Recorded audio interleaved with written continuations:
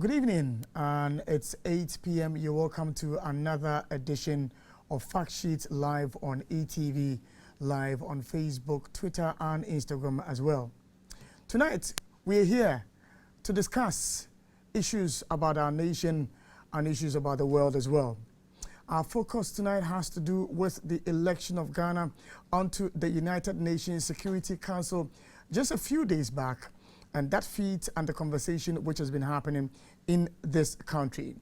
The United Nations Security Council has some few core mandates that tonight we'll touch on, some to do with the world and some to do with our African continent and the sub-region for that matter. Issues to do with the maintenance of international peace and the stability of countries across the world. They also have the key mandate of ensuring the imposition of sanctions where it's necessary, equally authorizing the use of force in countries when it comes to situations where that has to be done.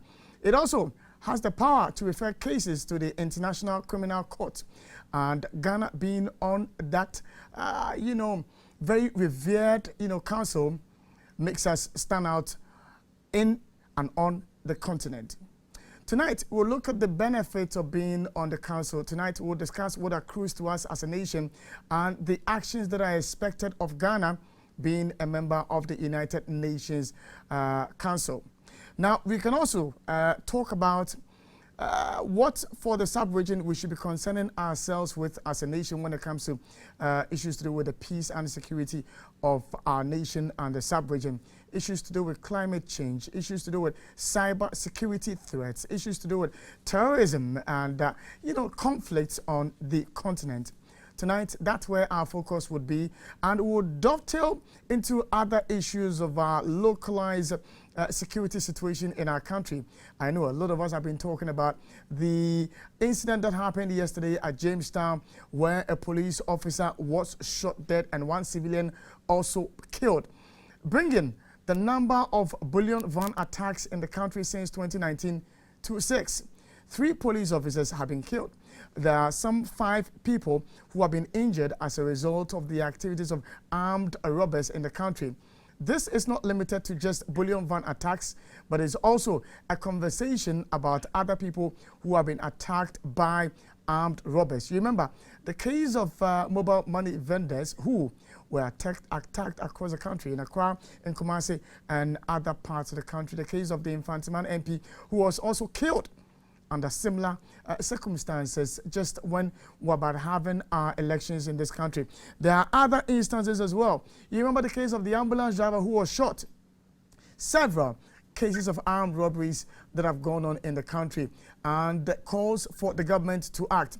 The statement that has come from the Ghana Police Service assuring that they will do any and everything to apprehend these individuals who killed the police officer yesterday. Are we in a state of insecurity, or are we not? What are the pointers that should get us worried as a nation with all that is happening? People would ask, being appointed to the United Nations Security Council, should this be happening on the continent? That's our focus tonight on Fact Sheet. My name is Samuel Shen. We're taking a short breather. When we come back, I'll introduce my guest to you, and then we will begin the conversation. And you're welcome back. You're still live on eTV, live on our Facebook platforms, our WhatsApp platforms, live on Twitter as well. My name is Samuel Chen, and tonight my guests to help me discuss the issues tonight are Mr. Adams Bona. He's a security expert. So would Mr. Richard Kumado also join me? He's a fraud and security expert as well. Would also be joined by Mr. Peter Bismarck, who is Executive Director for the Institute of Liberty and Policy Innovation, to pick their thoughts on the development in the country presently, and then Ghana's election to the United Nations Security Council. Gentlemen, good evening and welcome to the show. All right, good evening. Good evening. We'll start with Mr. Richard Kumado and pick your thoughts on Ghana's election to the United Nations Security Council for a 2-year tenure. What does it benefit us as a continent and then as a nation?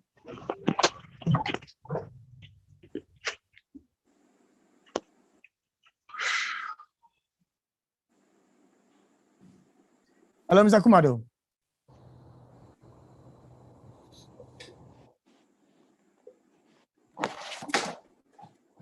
See if I can establish a connection with Mr. Kumado. Mr. Kumado is joining us via Zoom. I was asking the question, Ghana's election to the United Nations Security Council, what benefits accrue to us as a continent and then as a nation?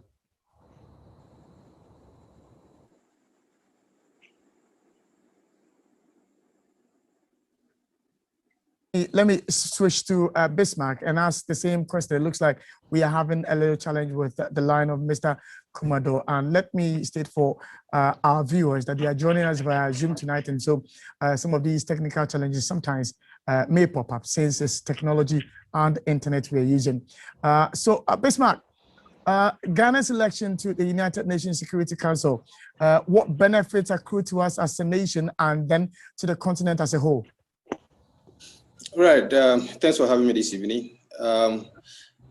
Yes, not just the benefits for Ghana and the continent, but Ghana attaining such a high position at the Security Council is a milestone, and it's one of the ways to ensuring that Ghana, when it comes to democracy and independence, we are well known on the continent.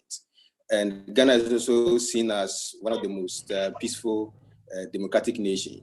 So to attain such a milestone would help other African countries to learn from our effort to ensuring that we have a peaceful democratic country.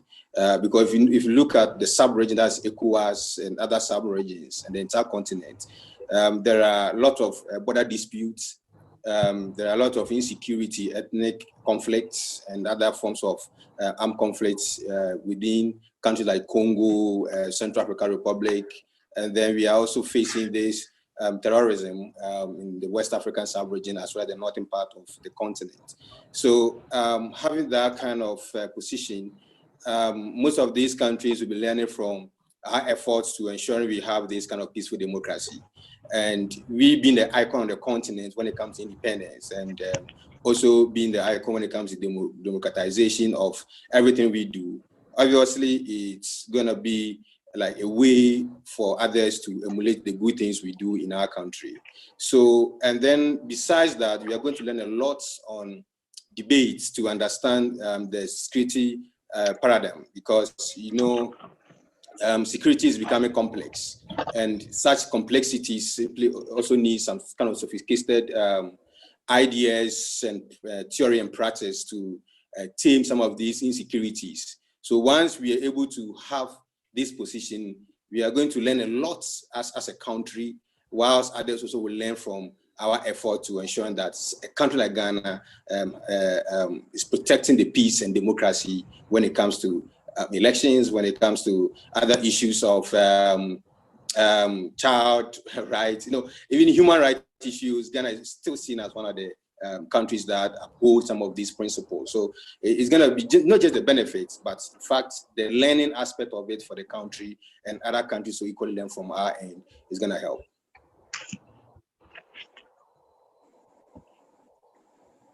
The core mandate of the United Nations Security Council and what necessarily it would mean in terms of championing the agenda of the continent. Mr. Buna, your take on that matter? Thank you very much, Mr. Shen. I am in motion, so I hope you guys can see me a bit clearly. Can you hear me, Mr.? Yes, we hear you, but it looks like the feed is a little bit terrible. So what we'll do is to give you time to find a better place to park so that we can continue the conversation. It will be difficult for me to park. I have to continue to move. If you can hear me, then I can join, but it will be difficult to park. Can you hear me? Yes, I get your sound, but the video is what I'm getting a little problem with. So let me just switch to Mr. Kumado, and whilst we sort out the issue with your video, Mr. Kumado, if you can hear me, similar question I asked Bismarck. what significance necessarily comes to Ghana, and what expectations does the generality of the continent expect of us being on the United Nations Security Council?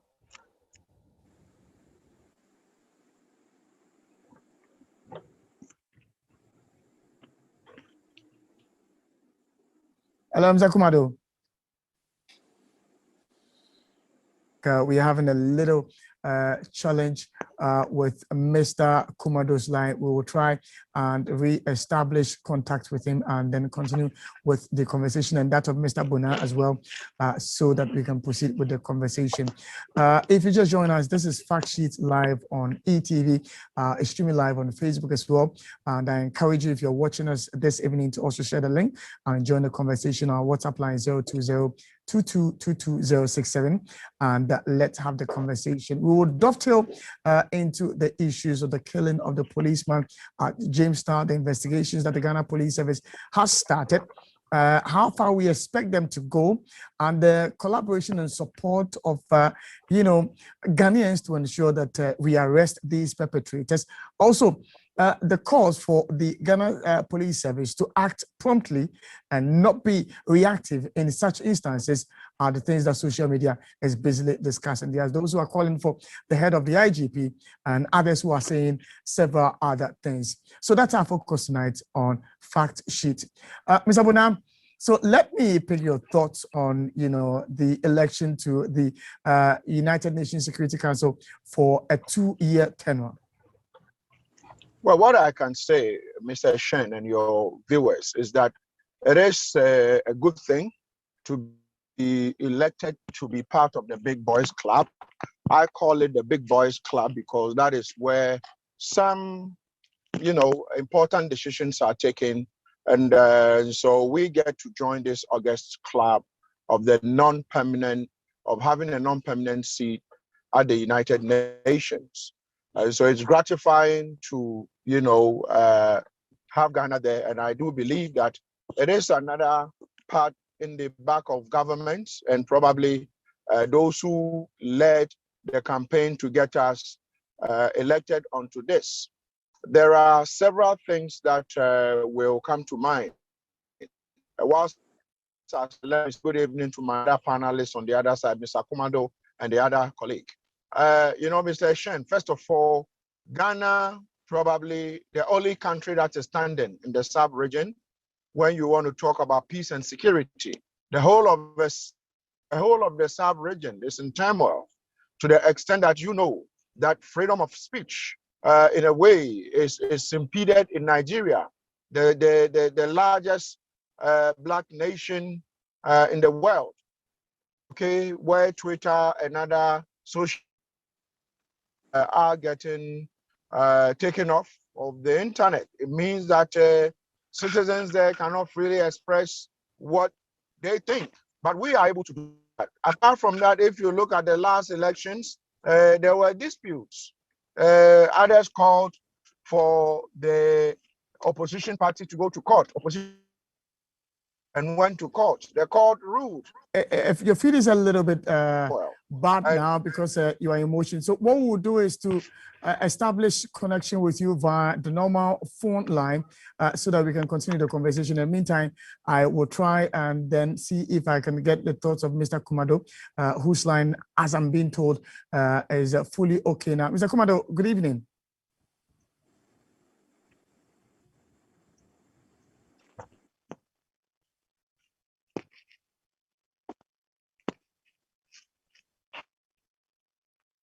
All right, it looks like we still have a challenge with Mr. Richard Kumado's line. Let me go back to this. You can hear me? Okay, that's fine. The core mandate of the United Nations Security Council and what it means for Ghana to be elected to that council and for the continent as a whole. Confirm you can hear me before I continue. Hello? Hello, can you hear me? You, Mr. Kumado. Yeah. Yes, I can hear you. All right, Mr. Kumado, if you can hear me, phone, yes. Your line is clear. So I should go off Zoom, eh? Should I go off Zoom? Yes, Mr. Buna would get in touch with you shortly so that we can have a better connection with you. In the meantime, Mr. Kumado, if you can proceed, I was asking about their core mandate and its significance for us if the Ghana is elected to the council. No, definitely. The UN Security Council is a very serious business platform. This is the first time we are getting elected there, which means that the few times we have been there, we've shown credibility, we've shown leadership. And if we played our cards properly by electing officers who understand the terrain of diplomacy and international security and law and peace, it could be of benefits to this country, not just Ghana, but ECOWAS and Africa as a whole. Now, let me just quickly bring the entire picture to our country now. Because for a country which has just recently been elected to the United Nations Security Council, the cases we are hearing about armed robberies that are going on, one would ask, if we can't deal with our own internal issues, how then would we be able to contribute when it comes to the international scale? What would be your response? No, definitely the two platforms are different. Internal security infractions or discrepancies have little to do with what goes on at the UN Security Council. Remember, we have the 7 permanent members or the 5 permanent people who could veto on many of the issues. Somehow, they invited others to join in, and you will not be brought in when assessment has not been done and you have not passed. It's also the responsibility of us to live to expectation. So in as much as we are having the opportunity to sit on the council, it's also prudent and significant we improve our internal security, which is paramount to everything we've ever wanted to do in our country. Of our nation today, sir? There are various insecurity issues. The president launching the national security strategy confirmed that. The IGP recently confirmed they are going to adopt new security strategies in dealing with internal crime. The Minister of Interior was lamenting the critical danger small arms prone to us as a nation. And he was talking about gun crime and road accidents and all that. Putting all together, it is therefore important that all the stakeholders must go back to the drawing board and find out what really we are not doing properly so we provide credible solutions to. Armed robberies in Ghana today. What would you say is at the core of these numbers that are rising? Now, one of the major issues causing armed robbery in our country, one is the non-punishable of crime. That when the police do everything, they are not able to get successful prosecution. So many people are rationalizing that behavior. We can talk about pressure on the part of people who want to engage in these things. But if you also consider carefully as security consultant, the terrain and the models of operandi, which means that some foreign elements have invaded our cities. And it will be important for the security agencies to rise to the occasion and have a very effective collaborative nature of security operations in this country. Otherwise, the fight as to who controls the public space is becoming a major one, and the police, I don't think they want to lose this fight to the criminals. Quickly go to Bismarck and give this information and pick his thoughts on the information I'm just about sharing. If you look at Ghana's crime index, you'd realize that from 2014, it was around 46.38. 2015, it shot up to around 49.2. In 2016, it went to 49.0. There was a little decline. 2017, it went up a little as well.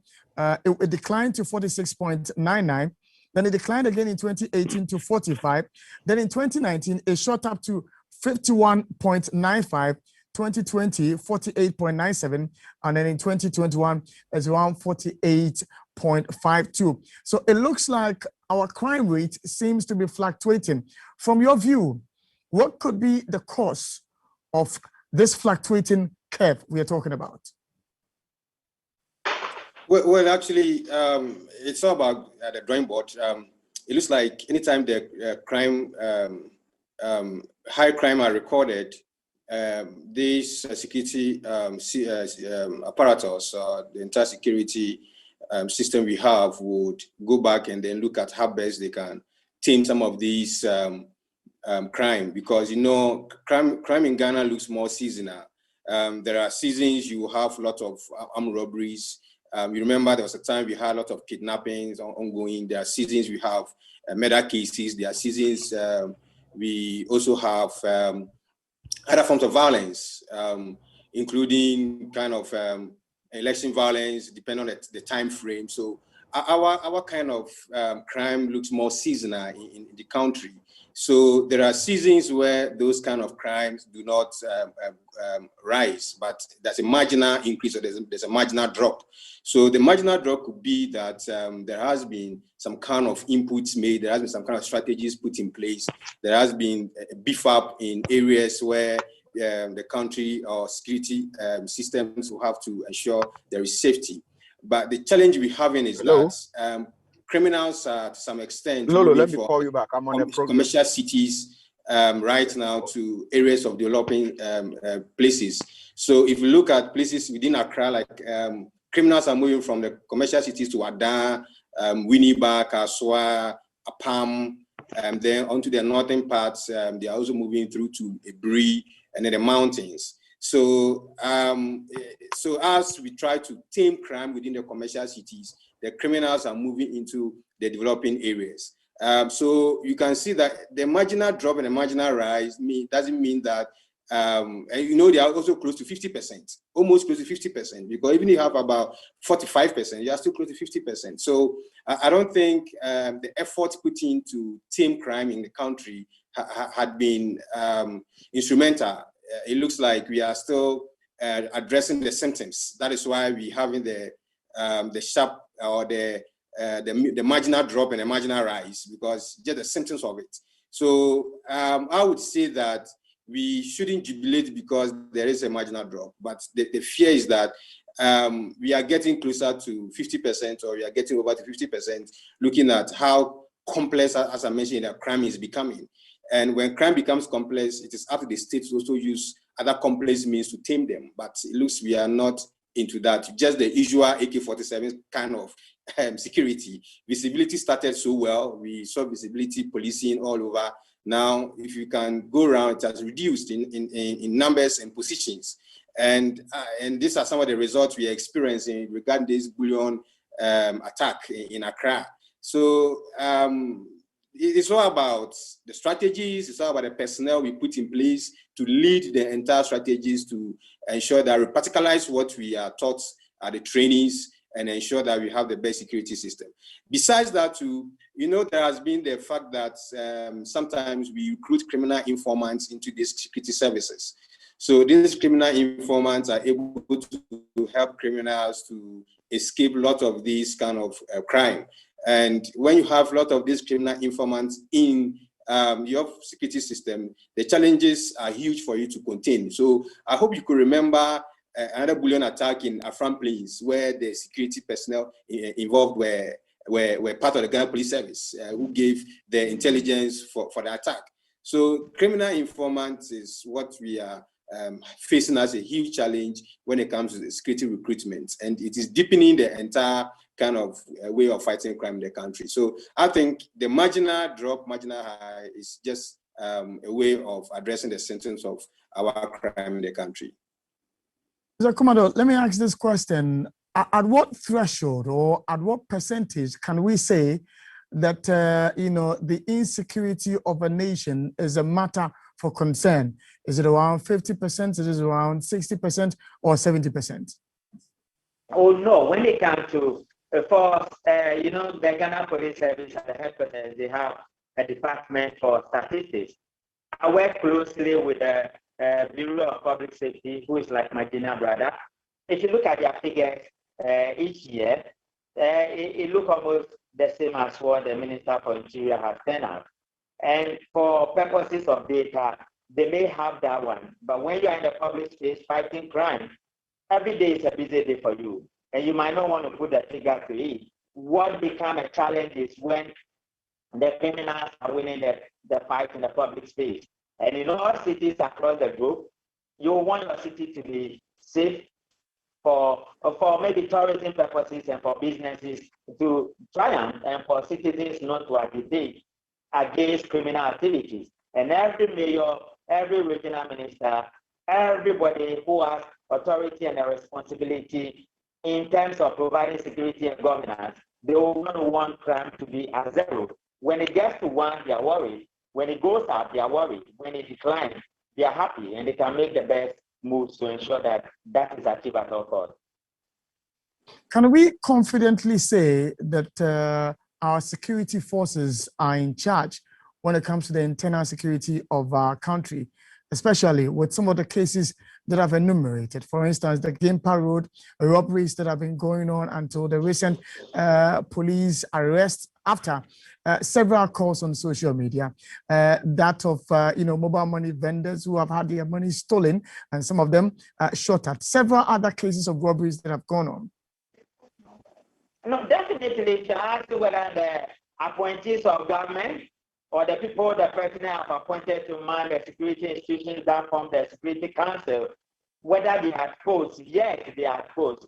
Have their overall output led to efficiency in the job we have assigned them to do? There are challenges. Are they working to solve those challenges? They will be the best to answer. But is the public feeling the pinch of play in the public space? Yes, because some civilians have been attacked and they have not been conclusive investigations and prosecutions to that matter. So yes, they are exposed, but we only could look at it again. Overall output, efficiency, accountability, resource management, and the safety of our cities and citizens. There are issues, and there are some inconsistencies and discrepancies. I believe if they put their heads together and collaborate effectively, both in and out there, they should be able to win the battle against the criminals. Case in point that everybody is talking about, the Jamestown shooting, where a police officer was killed. The immediate action of the Ghana police was to, for want of a better word, cordon the area and trying to arrest some motorbike riders. We hear a number of motorbike riders have been arrested as a result of the information that these armed robbers were using a motorbike. The IGP has also indicated by the end of this month, if the banks do not resort to armed bullion vans, they would have to, withdraw their officers from, sitting these makeshift, bullion vans that we have been seeing on the road. How would you describe the actions of the police after this incident? Definitely it was swift because one of their own has been gunned down. Our condolences to the families. But what the public will expect that when it's about everybody, we should see the same attempt, we should see the same swiftness. I only hope and pray that the same approach that is being used in this particular case will be applied evenly across the country. And that will also build confidence between the public relations and the public engagement from the police. Other than that, the police have trust deficiency issues, and they're going to work hard to redeem their image and credibility in the public space. Let me ask you too, are you confident in the ability of our police officers to protect us internally? No, definitely, I want to trust the capability of the police. What the police must do as law enforcement officers and as people like us who have worked with the BNI and we are now in private practice, to understand that we only have Ghana as our political party. And partisanship nature in our law enforcement agencies also affects their job, because putting the right people at the right places at the right time ensures that the right results are achieved. And the police must work hard in avoiding that. Once they are able to realign efficiency with the best skills, it helps them. Certain operations like becoming a guard to a bullion van or becoming a guard to the president require certain level of skills, and new training skills have to be employed. New people have to be trained differently. The nature of recruitment into the service itself has come under a criticism recently. You enter the police and you have political police, protocol police, and proper police. It's becoming something else for them. And they are a bit more worried and confused about what is happening. The politicians must take their hands off, as I've always been saying. And I want to employ that the Minister for National Security must put their feet down and to ensure that the overall responsibility of oversighting activities of all the security institutions that make up the Security Council is well coordinated and efficiency is enhanced. And with that, we all come to the drawing board and look at what we are not doing right, we will do it properly. Where we are doing well, we will enhance it. That is the only way we can say that the police are doing well to protect us. But do they have the capacity? Yes. Do they want to do it? Yes. Are there challenges? Yes. What do we have to do? Let's work together and we will overcome. Let me ask the question about the factors that have brought us where we are. Some say it's as a result of the lack of intelligence gathering by the Ghana Police Service. Some say it's the non-prosecution of criminals when they are apprehended, and how the court system functions in the country. That's where we are seeing some of these criminals being emboldened to rob daylight. Some say that it's as a result of the absence of cameras in our cities. That's how come, investigations take that long. From your perspective, what's causing the problem? Now, when you take CCTV cameras, they are monitoring tools, and monitoring could be done automatically or manually. And it's just one little tool to help you gather intelligence. There are other avenues and instruments you could use to gather intelligence. Now, when you go back to the security triangle, you have the justice system, and you have governance, and you have security. I have been agitating for a crime justice institutions or departments in this country where we could benchmark the activities of our justice system against the prosecution of crimes and how successful have we been. Me, as Richard Kumado, have also been particular about when you have lawyers who have no security background prosecuting cases for us. Then you have security officers who also lack what we call gathering of intelligence or gathering of evidence on the field, because it's not every evidence that is admissible in court, and I can understand that one. So we need to have a fair flexibility of balance to benchmark what is best and to solve this problem once and for all. When you go to some other countries, lawyers are trained as detectives, and detectives are trained in law. It's helped to enhance the system. Then my brother Bona is more particular and more critical about the intelligence gathering capacity or the capabilities of the Ghana Police Service. As somebody who has worked with the BNI for all these years, and I've consulted and I've trained almost all the banks, including the central bank and the law enforcement agencies, I can agree with my brother Bona in that direction. But what is important is that once there's collaboration, then you could have a larger scale at your disposal. And once there's efficiency and coordination at the top, then you can have the BNI coming to the fore, playing the right role and making sure they provide the right information at the right time. What we are also not doing properly in Ghana is the collaboration and the coordination between the likes of us in the public space and our brothers in the service. And it's all back to what we do best, where we don't use our own, and we prefer to be sitting everywhere and sit down onto the trouble. I think proactiveness, instruction within the security agencies realm, and operational strategy is what is causing some of these issues. Otherwise, non-punishable of crime and unconclusive investigation rationalize the behavior of deviants, and that is as a result of many of the things we are seeing in the public space. Bismarck, I asked the question that is our police proactive enough? Some have described the Ghana Police Service as only being reactive. Peter, what's your take on that? Yeah, so yes, sometimes I do agree, because it looks we do more of investigative policing as compared to the preventative, or what Mr. Richard talked about, intelligence capacity. Because in a country, if you want to have a strong security system or structure, your intelligence is key, because intelligence will help you prevent crime. And then, evidence, sometimes these police personnel dilutes evidence. They tamper with evidence on the field because of the training, the inadequate training they've had over the years. And because it's more of investigative, we become more reactive to the crime or the actions than to do more of preventative security, where intelligence becomes part of the entire process. So if you look at the personnel we have, often we use informants to gather intelligence.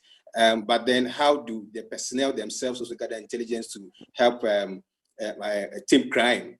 And I told you earlier that because we have criminal informants within the services, it has been difficult for the service to also gather more intelligence on criminals, because at the end of the day, you would see these informants or criminal informants in the services being part of the crime themselves. So it becomes a bit difficult for the police service. So it's a matter of cleaning your own home and then coming back to the field to ensure that your intelligence capacity is well built up. So the recruitment procedure is what we have to reform. We have to look at it critically, because garbage in, garbage out, you get it. So if you have more people who are entered and they are criminals who become personnel, obviously it becomes difficult for you to have a preventative security service. So yes, the police service have been reactive but proactive when it comes to investigative, but reactive when it comes to preventative. All right, Peter, I thank you for your submission. When we come back, we'll try to understand the role that as the citizens of this country, we are supposed to play when it comes to, you know, the maintenance of security in our nation, and not necessarily pointing accusing fingers at the security agencies. We're taking a short breather. When we come back, we'll continue. And you're welcome back. This is Fact Sheet live on eTV, live on Facebook. Several interesting comments coming through this evening. If we do have the time, I'll go through some of these comments. And just to sum up our conversation this evening, I'll come to you, Bismarck. It's beginning to look like when it comes to policing and security in this country, the citizenry fold their arms and watch the security agencies to perform the job. Is that how it must be, if I may ask?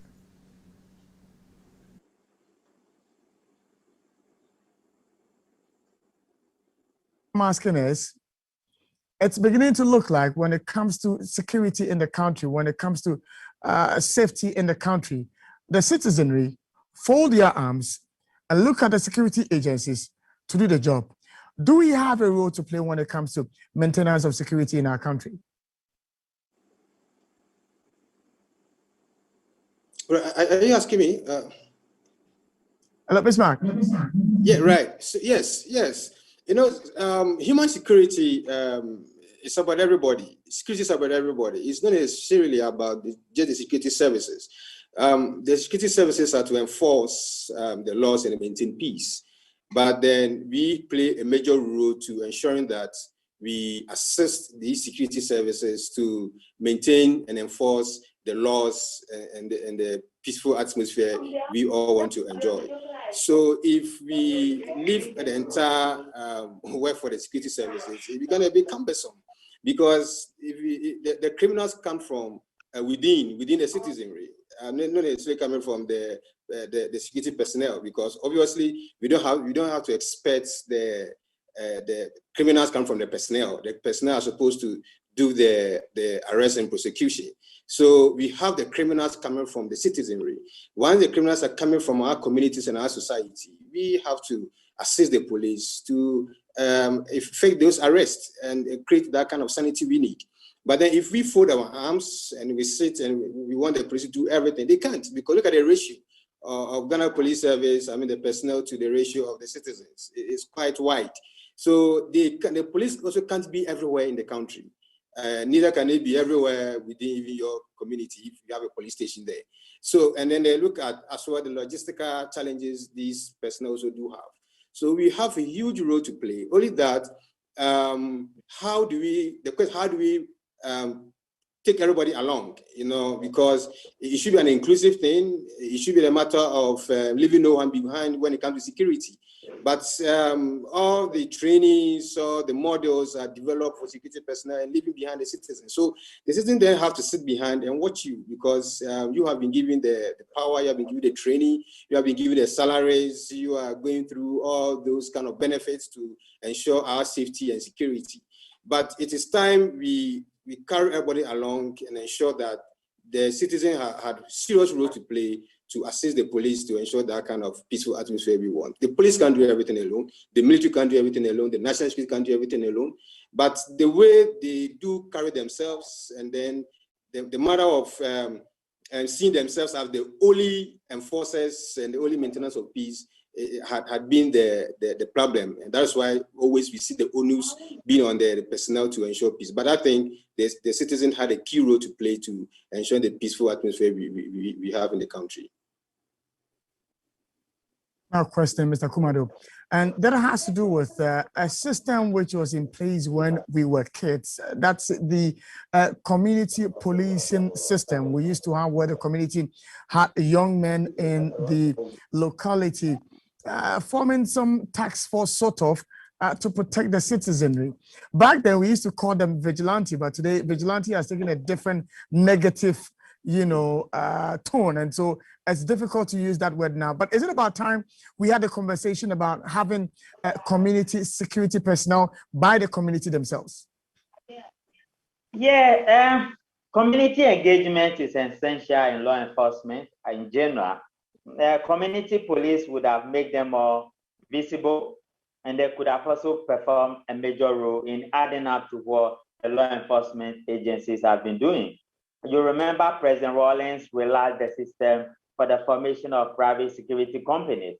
We have bastardized this and abused it. One of the things that whole arrangement is to do is that the likes of us who train intelligence officers, private investigators, all manner of people we train every day, their output is to add up to what the security agencies are doing. We might want to look at it again. In as much as they are providing employment for people, they also work in hand with the police and with the local authority heads.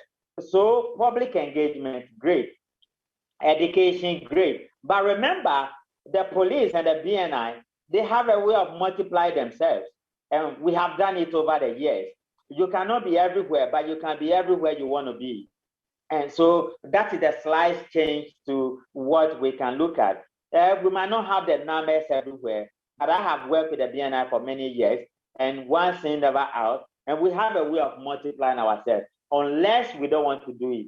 And no matter the constraint or whatever it is, once that has become an objective in achieving security compliance and safety measure, we will have to find a way of doing it. I have worked closely with the counter-terrorism across the group, and in this country in particular, they have traveled across the whole communities in Ghana to establish what we call the focal points. And those focal points help them to have a first-hand information as to what is happening within the communities. If we collaborate with such agencies, they also feed into the national basket of intelligence, and it helps the police to take a strategic decision where their actions should be more precise and it will be more definite. So we will need to look at what happens within the intelligence community again, and how everybody can come in to help them achieve whatever decisions they want to take. Komodo is a fraud and security expert. So that Mr. Peter Bismarck also join us. He's Executive Director for the Institute for Liberty and Policy Innovation. Mr. Adams Bonai is a security expert. He joined us at the commencement of the show, but because of the challenges we were having with his connection, it became impossible for us to continue the conversation with him. But tomorrow there will be a repeat broadcast of the conversation live on eTV at exactly 10 a.m. I encourage you to be a part of that conversation. On that note, I'll end here. I hand you over to Mercy B, looking so beautiful tonight with a guest to take over.